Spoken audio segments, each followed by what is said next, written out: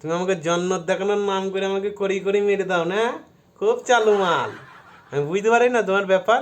আরে বন্ধুরা, আমি ঘরের কাজের কথা বলেছি, খারাপ মাইন্ডে এনো না কো, বুঝেছো? আর যেটা ভাবছো সেইটাই। এই ছেলে, তোমাকে বলছি, কি বলছো বলো, শুনছি। তোমার এখন কিসের অভাব?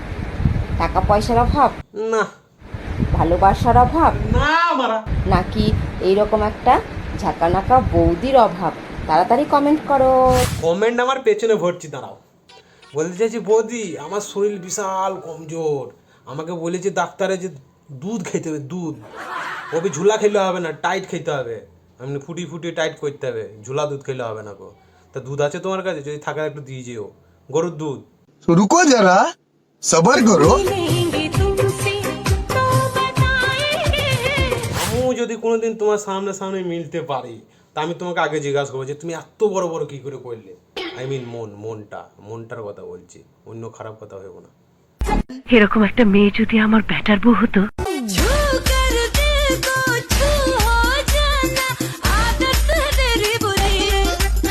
আরে বৌদি, এটা তুমি কিন্তু বিশাল না ইনসাফি করছো। কেন? ভাইপো কাঁচ যে একটু দুধ ফুদ খাওয়াও নাকি? ও ভাইপো তো বড় হয়ে গেছো, তো আর দুধ খাবে না?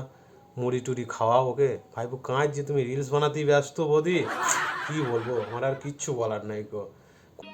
समझ रहे हो समझ रहे हो आप समझ रहे हो ना।